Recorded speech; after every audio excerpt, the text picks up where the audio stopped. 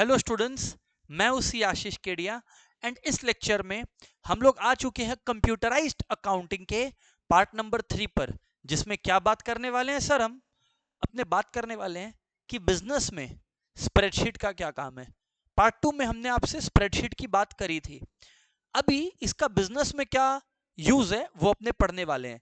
ये आपके class 12 computerised accounting या सीयूईटी दोनों के लिए रेलिवेंट है। चलिए शुरू से शुरू करते हैं बातचीत को।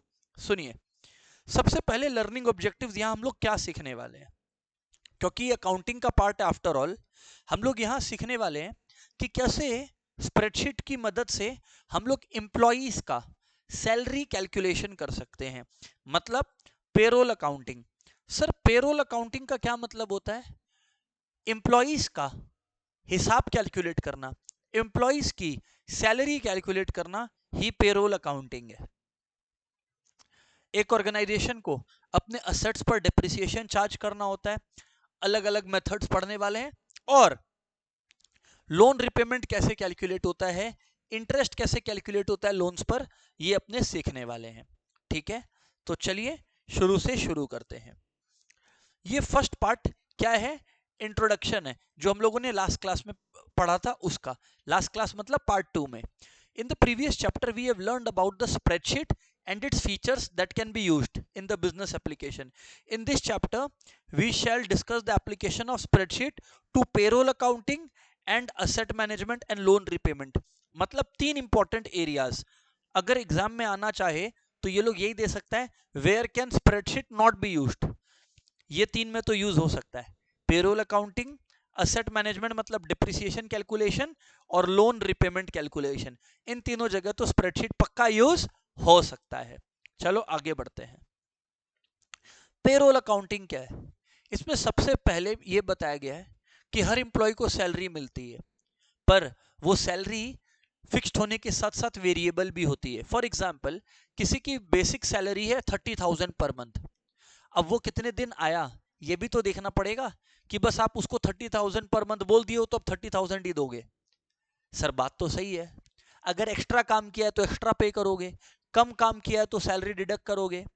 ये सब चीज इतना टाइम नहीं रहता है एक ऑर्गेनाइजेशन के पास कि हर रोज बैठ बैठ के कैलकुलेट करे। तो होता क्या है पता है? स्प्रेडशीट में फॉर्मूलाज पुट किया हुआ रहता है, तो आप खाली नंबर डालो कि इस इंप्लॉय की बेसिक सैलरी 50,000 है और ये 27 दिन आया। स्प्रेडशीट अपने आप आपको सारा कैलकुलेशन बता देगी कि इसका बनता कितना है, बोनस कितना बनता है, या इसकी सैलरी कितनी बनती है। स्प्रेडशीट अपने आप कर देगा। ठीक है, यहां पर यही लिखा है, every employee paid salary on a predetermined date within the framework of employee contract and related personnel policy in force from time to time in an organization.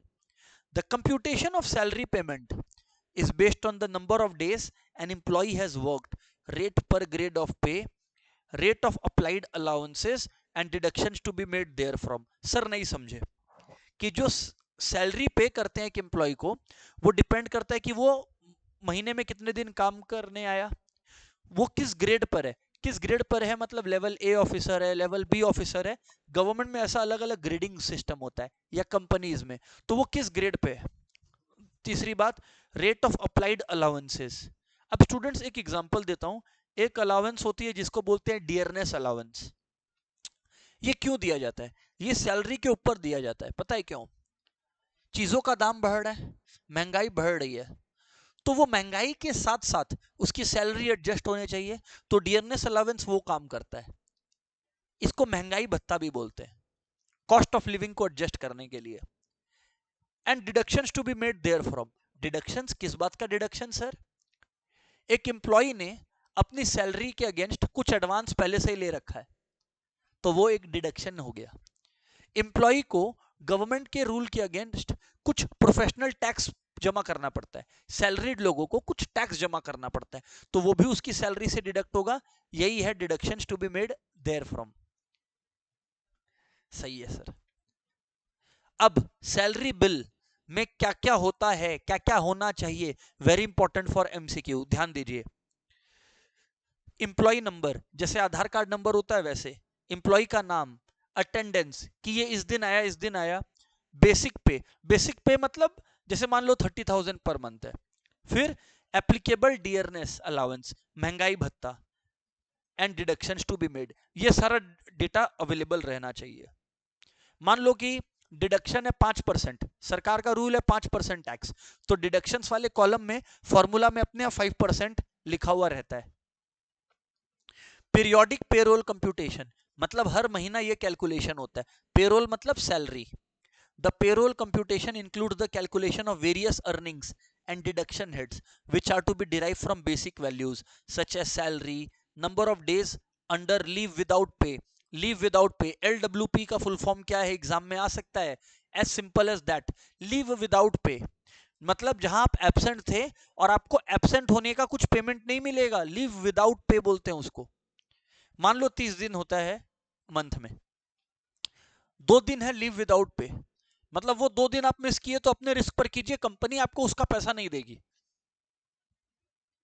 Unauthorised absence, आप बिना बताए एब्सेंट किए, वो भी डिडक्ट होता, उसका भी आपको सैलरी नहीं मिलता। एंड फॉर्मूला के अनुसार ये सारा काम होता है। ठीक है, सैलरी स्टेटमेंट बनता है, सैलरी स्लिप बनता है।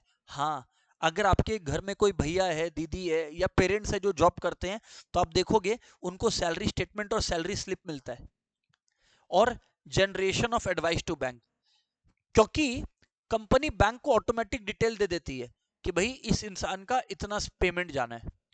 It contains the net salary to be transferred to individual bank account of employees and other salaries related statutory payment such as provident fund, tax etcetera. होता क्या पता है, कंपनी होती है, कंपनी का जो ऑफिसर होता है, एचआर डिपार्टमेंट और अकाउंट्स डिपार्टमेंट, वो एम्प्लॉय का ये सब डेटा भर देता है कि ये इतने दिन आया था, इतने दिन एब्सेंट था, इसको ये बोनस मिलेगा। वो कंपनी भेज देती है हर महीने के एंड में अपने बैंक के पास।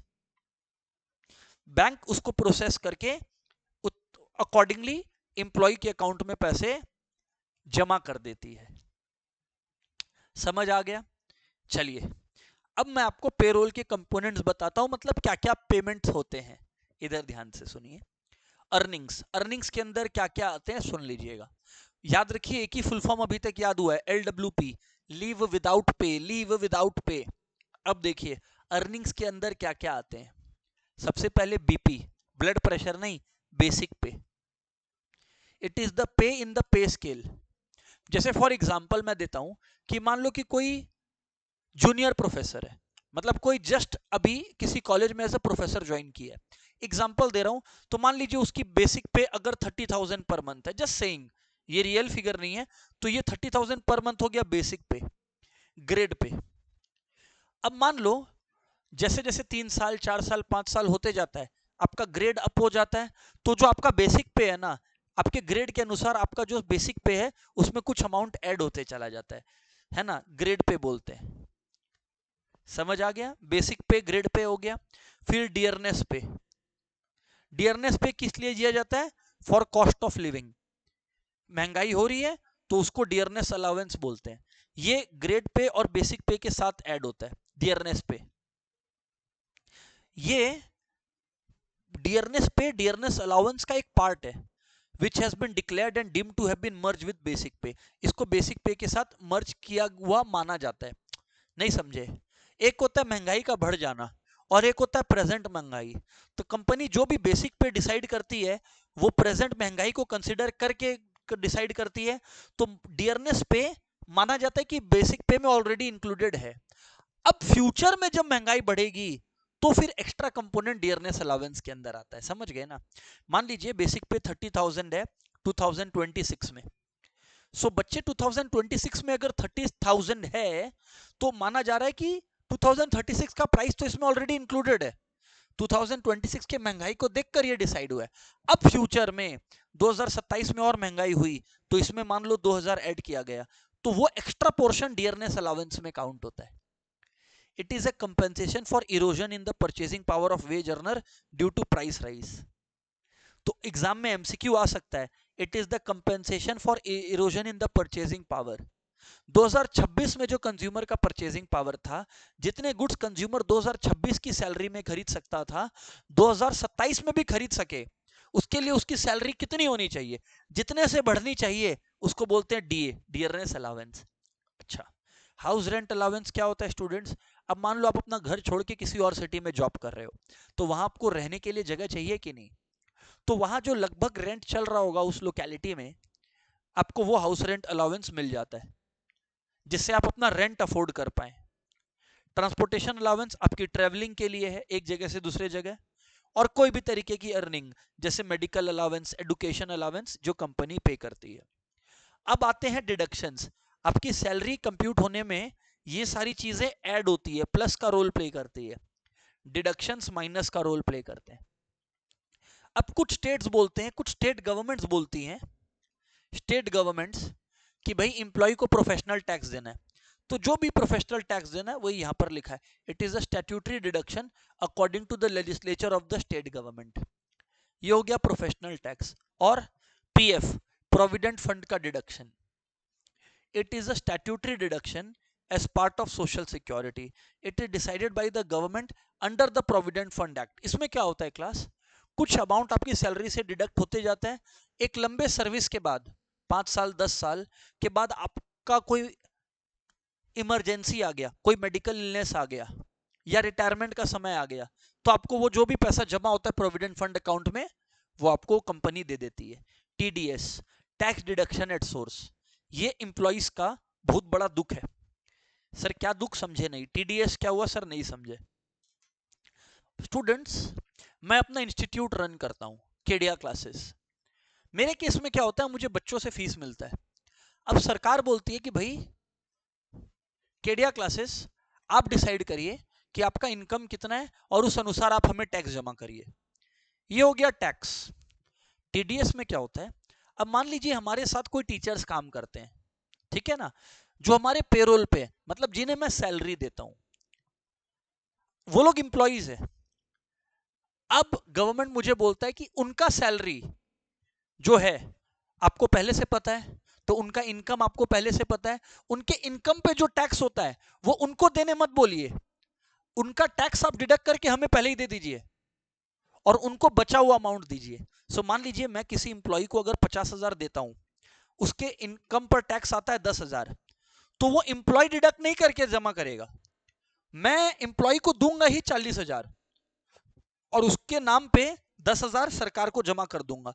ये होता है टैक्स डिडक्टेड एट सोर्स, पहले ही कट जाना, salary tax deducted at source. Next, recovery of loan installment. अब स्टूडेंट्स क्या होता है ना, कुछ एम्प्लॉइज कोई लोन लेके रखा है, होम लोन कुछ भी हो सकता है, तो एम्प्लॉय का इंस्ट्रक्शन होता है कि जब भी मुझे सैलरी मिले इतना पोर्शन मेरा ईएमआई रिपेमेंट में चला जाए, तो वो भी डिडक्ट होके कंपनी उधर पे कर देती है। और फिर कोई भी एडवांस, जैसे एम्प्लॉय ने पहले ले रखा होगा एडवांस सैलरी, वो सब डिडक्ट होके फाइनली आपका पे डिसाइड होता है। अब आते हैं बेसिक पे अर्न्ड का कंप्यूटेशन पे। बेसिक पे अर्न्ड कैसे कंप्यूट होता है, जो बेसिक पे है आपका इनटू कितना दिन आप प्रेजेंट थे बाई मंथ में कितना दिन होता है। एग्जांपल देता हूं, मान लीजिए आपका 30,000 बेसिक पे है, 30 दिन था मंथ में, number of days in the month NODM, पर 2 दिन तो आपका लीव विदाउट पे था, 30 में से 2 दिन माइनस कर लो, और 1 दिन आप बिना बताए एब्सेंट थे, तो आपको सैलरी तो 27 दिन की मिलेगी। तो 30,000 इंटू 27/30, ये बताने का कोशिश कर रहा था। एक और फुल फॉर्म आ गया, NOEDP, number of effective days present. Number of effective days present निकलता कैसे है क्लास, मंथ में कितने डेज होते हैं उसमें से माइनस करो लीव विदाउट पे क्या है, जहां वो एब्सेंट था और उसका पे भी नहीं मिलेगा उसे, और माइनस अनऑथराइज्ड लीव, जहां उसे अलाउड नहीं था फिर भी वो एब्सेंट किया। तो ये देखो number of days in a month, ये कैसे कैलकुलेट होता है NOEDP वो बता रहा हूं। मंथ में कितने डेज होते हैं माइनस कितने दिन वो एब्सेंट था जिसकी उसे पेमेंट नहीं मिलेगी, माइनस अनऑथराइज्ड एब्सेंट। समझ में आ गया? फिर डीए कैलकुलेट होगा, डीए के लिए बीपीई यूज होगा, बीपीई यहां पे कैलकुलेट हो गया। अब उस मंथ का जो डीए है, एप्लीकेबल रेट ऑफ डीए, वो जो भी होगा, मान लो 10% है, तो वो बीपीई पे 10% हो जाएगा। वैसे हाउस रेंट अलाउंस भी बीपीई पे, मान लो हाउस रेंट होगा, कंपनी ने आपको बोला कि आपका जो भी सैलरी है आपको घर उसका 10% तक का ही लेना है, तो 10% हो गया, 30% बोले तो 30% हो गया। और ट्रांसपोर्ट अलाउंस हो सकता है आपको मंथ का 5,000 मिले, फिक्स्ड अमाउंट भी हो सकता है या परसेंटेज भी। फिर टोटल अर्निंग्स आएगी, जो बेसिक पे अर्न था प्लस जो डियरनेस अलाउंस है प्लस हाउस रेंट अलाउंस है प्लस आपका ट्रांसपोर्टेशन अलाउंस। याद है ये फॉर्मूला, ध्यान कर लीजिए। Right sir. फिर प्रोविडेंट फंड आता है। बच्चे जो आपका बेसिक पे अर्नड है ना, उसका एक परसेंटेज कंपनी साइड करती है, तो बेसिक पे अर्नड का एक परसेंटेज को बच्चे हम लोग ट्रांसफर करते हैं प्रोविडेंट फंड में। तो provident fund equals to basic pay earned into rate of provident fund. समझा। फिर बाबू होता है टीडीएस, आपका जहां पे कटता है सैलरी, हर महीना कटते चला जाता है। It is usually a fixed amount deducted every month on account of TDS. In the last quarter of a year, the investment details which are permissible for tax deduction are received from employees to compute the quarterly and yearly income tax liability more accurately. नहीं समझे क्या? ठीक है, समझना। Company हर महीना आपका tax काटते चली जाती है, वो आपको नहीं मिलता पेमेंट। अब ईयर के लास्ट क्वार्टर में कंपनी आपसे पूछ लेती है एम्प्लॉय से कि भाई एम्प्लॉय तुम बताओ तुमने कहीं इन्वेस्ट किया है क्या, क्योंकि हमारी गवर्नमेंट क्या बोलती है पता है, अगर एक एम्प्लॉय कुछ एसेंशियल जगहों पर इन्वेस्ट करता है ना, तो उस अमाउंट पे उससे टीडीएस नहीं लिया जाएगा। मानो कि किसी एम्प्लॉय की सैलरी पूरे साल की 4,80,000 रुपए हुई, अब एम्प्लॉय ने 1 लाख ऐसी जगह पे इन्वेस्ट किया है जो टैक्स डिडक्टेबल नहीं है, तो ये बात एम्प्लॉय अपनी कंपनी को बता देगा, तो कंपनी 1 लाख माइनस कर देगी क्योंकि ये टैक्स डिडक्टेबल इन्वेस्टमेंट है। तो अब टैक्स उसका 380 पे बनता है। फिर अब कंपनी देखती है कि 380 में उसका टैक्स कितना बनता है, जितना बनता है वो सरकार को जमा कर देगी। और अगर कंपनी ने हर महीना जो टीडीएस काटा, मान लो कंपनी ने जो हर महीना टीडीएस काटा था वो 10,000 करके काटा था, तो कंपनी ने 1,20,000 इसका काट लिया, 1,20,000 काट लिया। पर कंपनी ने पाया कि इसका तो tax at the end of the year पता लगता है 1 लाख ही बन रहा है, तो सरकार को कंपनी 1 लाख दे देगी और इंप्लॉय को 20,000 दे देगी। रिकवरी ऑफ लोन इंस्टॉलमेंट्स, ये तो फिक्स्ड अमाउंट है जो डिडक्ट होते चला जाएगा। तो टोटल डिडक्शन क्या हुआ, प्रोविडेंट फंड, टीडीएस और लोन। प्रोविडेंट फंड, टीडीएस और लोन। पेमेंट मिलते समय क्या क्या मिलता है, बेसिक पे earn, dearness allowance, transport allowance, any other allowance, 4। और डिडक्शन के टाइम में 3 चीज कटता है, क्या, टीडीएस, प्रोविडेंट फंड डिडक्शन और रिकवरी ऑफ लोन। फिर नेट सैलरी क्या होगा, total earnings minus total deductions. Understood और नॉट क्लास? राइट सर, बात समझ में आता है। ठीक है, आगे बोलिए। ये देखिए कुछ इस तरीके का दिखाई पड़ता है आपका spreadsheet, column and cell contents in spreadsheet. देखो किस तरह से, एम्प्लॉय नंबर, अब इसको लिखा जाता है शॉर्ट में EMP number, employ name EMP name. अब वैल्यू यहां पे डायरेक्टली एम्प्लॉय नंबर मान लो 6231 है, तो जो स्प्रेडशीट बना रहेगा उसमें 6231 पहले से। एम्प्लॉय नाम मान लो लिखा हुआ है आशीष केडिया, सीए आशीष केडिया। एम्प्लॉय टाइप, अब एम्प्लॉय का लेवल क्या है, grade A officer. Deduction days, deduction days मान लो कि 2 दिन एक्स्ट्रा एब्सेंट था, बेसिक पे जो भी इसका बेसिक सैलरी है। Number of effective days present, मान लो कि अब यहां पर डेज इन अ मंथ 30 है और 2 दिन एब्सेंट था, तो अपने आप 28 आ जाएगा, अपने आप आएगा। जैसे आप 30 और 2 डाले यहां पर, बेसिक पे मान लो 50,000 पर मंथ है, ये पहले से फीड रहता है, अब अपने आप सिस्टम कैलकुलेट कर देगा। ये सब का फॉर्मूला तो मैं आपको बताया ही अभी, यस और नो, ये सब तो बताया ही मैं आपको ऑलरेडी। राइट सर, ये देखो अपने आप कैसे कैलकुलेट हो गया टोटल अर्निंग्स, बेसिक पे, डीए, एचआरए, ट्रांसपोर्टेशन अलाउंस, ये आ गया टोटल अर्निंग्स। वैसे ही एक कॉलम बनता है टोटल डिडक्शंस का। तो सैलरी क्या होगा, किसी को भी सैलरी क्या मिलेगा, नेट सैलरी इक्वल्स टू, याद रखना, टोटल अर्निंग्स। मान लो आपने टोटल साल में 5 लाख कमाया और आपका टोटल डिडक्शंस 2 लाख होता है, तो आपको नेट सैलरी 3 लाख मिलेगी। इसीलिए आप अपने भैया दीदी लोग से पूछिएगा तो जो उनको ऑफिस सैलरी बताती है उनके हाथ में इन हैंड जो आता है वो कुछ और ही आता है, वो नहीं आता है। समझ गए क्या? Right sir, right sir. अब बाबू लोग मैं आपको सिखाऊंगा असेट अकाउंटिंग, डेप्रिसिएशन का कहानी, डेप्रिसिएशन का कहानी। टोटल डेप्रिसिएशन क्या होता है बाबू? मान लो असेट है 5 लाख का और अब उसका कीमत सेल्वेज वैल्यू मतलब बेचने लायक 20,000 ही है, तो पूरे साल पूरे लाइफ में उसका कितना डेप्रिसिएशन हुआ? 480। उसी को बोलते हैं total amount of depreciation. Depreciation किस पर लगता है? टेंजिबल असेट्स पर लगता है, टेंजिबल असेट्स पर लगता है। देखो यही लिखा है, असेट्स होते हैं फिक्स्ड असेट्स और current assets. Fixed assets long term assets होते हैं। अच्छा, टेंजिबल भी होते हैं जैसे मशीन, इनटेंजिबल भी होते हैं जैसे patent copyright.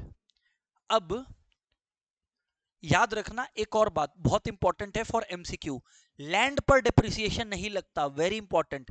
Depreciation is not provided on free hold land, बहुत इंपॉर्टेंट है आपके एग्जाम के लिए।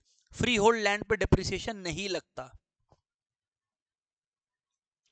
स्टूडेंट्स। अब डेप्रिसिएशन के दो मेथड्स होते हैं जो आप लोग क्लास 11 में भी पढ़े हो, ऐसे और भी होते हैं पर दो मेथड्स है, एसएलएम और डब्ल्यूडीवी मेथड। फर्क क्या है मैं आपको समझा देता हूं। मान लो एक मशीन का कॉस्ट बच्चे 10 लाख रुपए है। एसएलएम मेथड बोलता है अगर उसका यूजफुल लाइफ 10 इयर्स है और मान लो कंपनी जिससे हमने मशीन खरीदी है वो बोली है कि स्क्रैप वैल्यू 1 लाख है, मतलब मशीन के लाइफ खत्म होगा तब वो 10 साल बाद 1 लाख हमें दे देगी, तो रियल लाइफ में 10 लाख माइनस 1 लाख 9 लाख ही तो डेप्रिसिएट होने लायक है, हाँ या ना? 10 लाख की मशीन थी, 1 लाख तो हमें एज इट इज रिकवर हो जाएगा, तो हमारा खर्चा तो 9 लाख हुआ ना। इस 9 लाख को हम लोग 10 साल में बांट देते हैं स्ट्रेट लाइन मेथड के अंदर, 90,000 पर ईयर। ये हो गया स्ट्रेट लाइन मेथड का डिप्रिसिएशन। कैसे? Original cost minus scrap value by number of years equals to depreciation. और बच्चे डब्ल्यूडीवी मेथड में क्या होता है? मान लीजिए कि एक मशीन की कॉस्ट 10 लाख रुपीस है, कंपनी ने डिसाइड कर दिया डब्ल्यूडीवी में या रिड्यूसिंग बैलेंस मेथड में कि डिप्रिसिएशन 10% है, तो अब 10 लाख पे 10% लगा, 10 लाख पे 10% 1 लाख होता है, तो रिड्यूस होके कितना आया? 9 लाख। फिर से कैलकुलेट किस पे होगा? 10% 9 लाख पे होगा, तो अब 90,000 लगेगा, 8 लाख 10,000। अगले साल किस पर कैलकुलेट होगा? 8-10 पे, रिड्यूस होते चला जाता है। अंडरस्टूड? अब कंप्यूटराइज्ड असेट अकाउंटिंग के अंदर, कंप्यूटराइज्ड असेट अकाउंटिंग के अंदर असेट्स की क्या क्या कैटेगरीज है? Goodwill, land, free hold land and lease hold land. Lease hold land का मतलब, फ्री होल्ड लैंड मतलब जो आप ओनरशिप पे ले रखे हो, लीज होल्ड मतलब जो रेंट पे ले रखे हो। बिल्डिंग के अंदर factory building, office building, residential building होता है।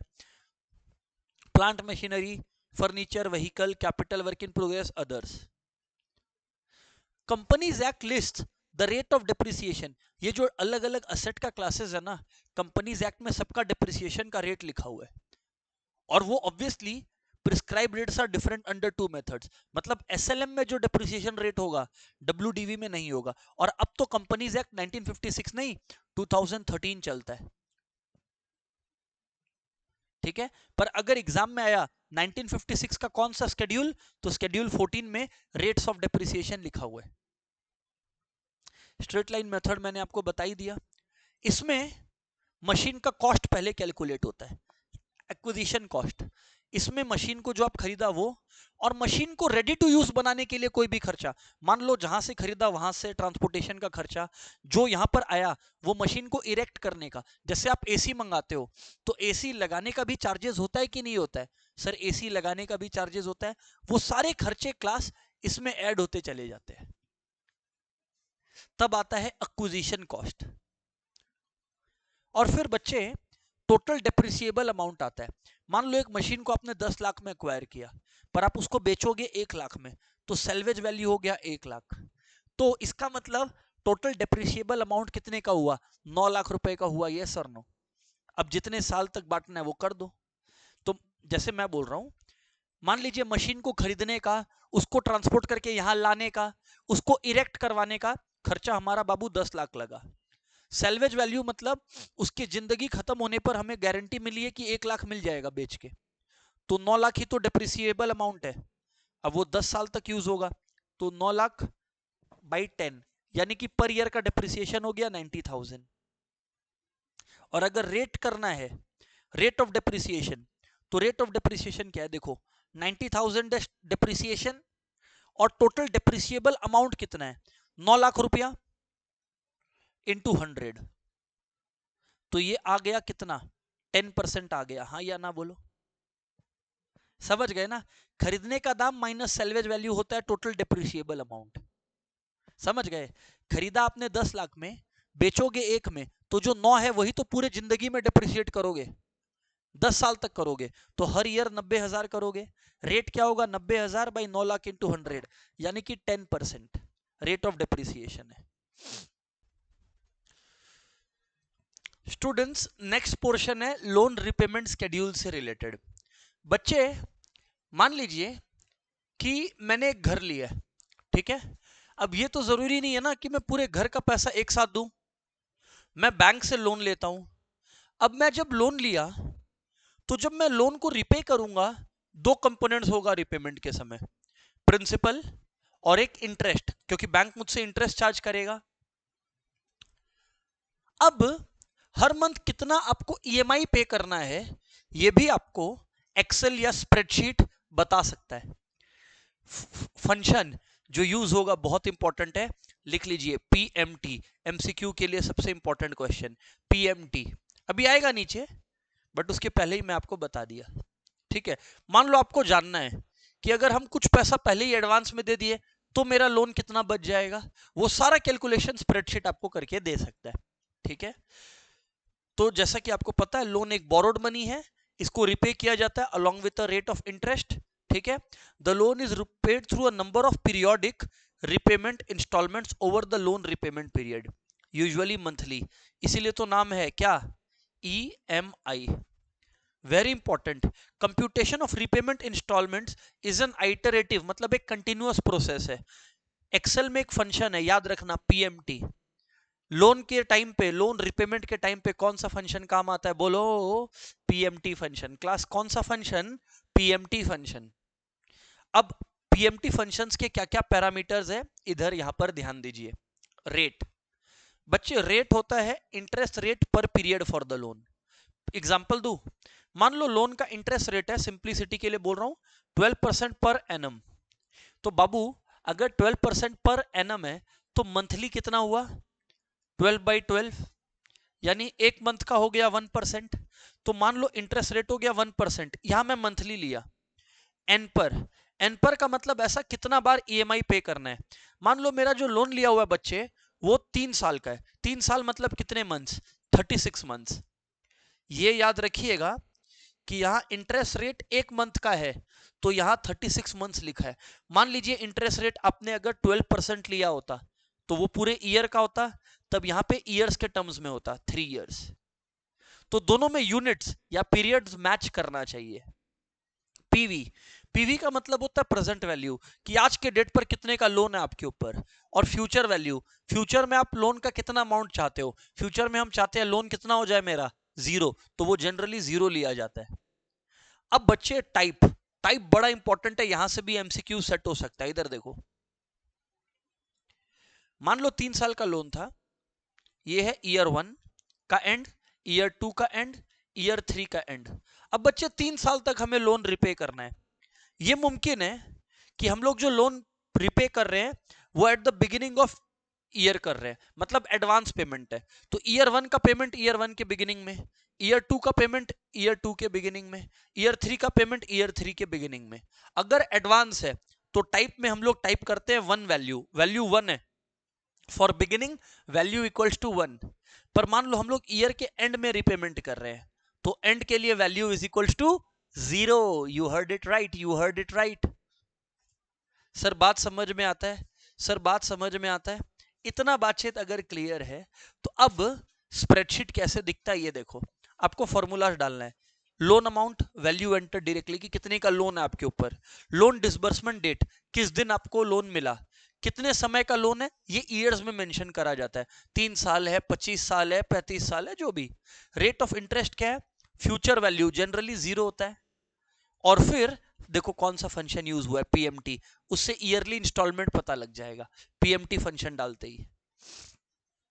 समझ आ गया, पीएमटी फंक्शन डालते ही। और फिर मंथली इंस्टॉलमेंट निकालने के लिए जो ईयरली आया उसमें बाई 12 करना है। एक बात याद रखिएगा, ये जो पांचों चीजें हैं, ये पांचों चीजें पैरामीटर्स है। मतलब जब आप एक्सेल में पीएमटी फॉर्मूला डालोगे तो एक्सेल आपसे ये पांचों डेटा मांगेगा। समझ गए क्या सर, बात समझ में आता है? ठीक है, ठीक है। Y F V is taken as 0, क्योंकि लोन का फ्यूचर वैल्यू आप क्या चाहते हो, 0, इसी वजह से। Got it everyone?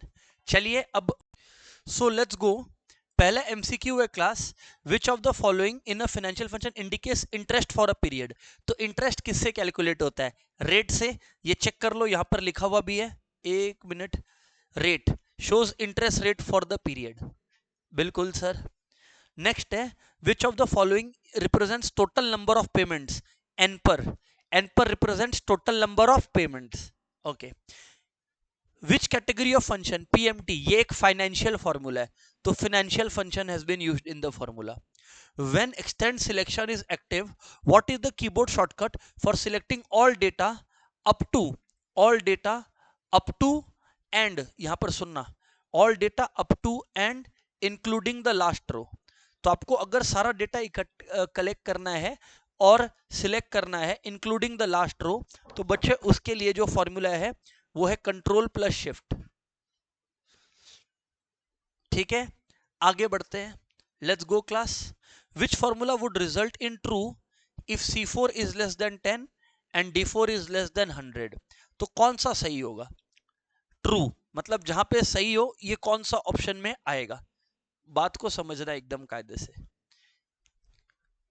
C4 less than 10, ये देखो यहां है C4 less than 10, D4 less than 100, D4 less than 100, तो ये दोनों है, ये दोनों में होगा। एंड का मतलब दोनों कंडीशन सेटिस्फाई होना चाहिए।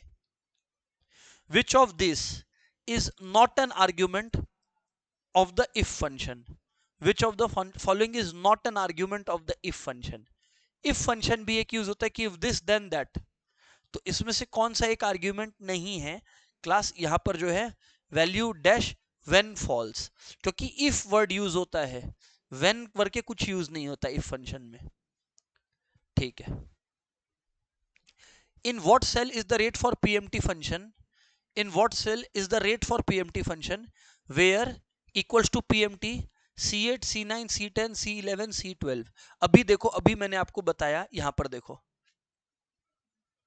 ये देखो आप, रेट है D और रेट कहां पर है, D पे। सबसे पहले रेट लिखा है, सबसे पहले रेट होता है, फिर पीरियड ऑफ लोन आता है। बोलो सबसे पहले क्या आता है, रेट, फिर क्या आता है, बोलो पीरियड ऑफ लोन, फिर उसके बाद आपका आता है लोन अमाउंट। तो कैसे याद रखना है, R P L, R P L, rate, period और फिर लोन अमाउंट। तो रेट सबसे पहले आता है। इस क्वेश्चन में जो सबसे पहला वाला है C8, वो रेट है, तो ये रेट हो गया। फिर ये C9 किसका है, पीरियड का, ये किसका है, लोन अमाउंट का। गॉट इट, सबसे पहला वाला रेट होता है। And with this, we have completed this topic, chapter 3 of computerized accounting as well. याद रखिएगा एनसीईआरटी में इसके आंसर्स गलत दिए हुए हैं नीचे में, तो यू करेक्ट योरसेल्फ, कुछ जगह मिस्टेक्स है।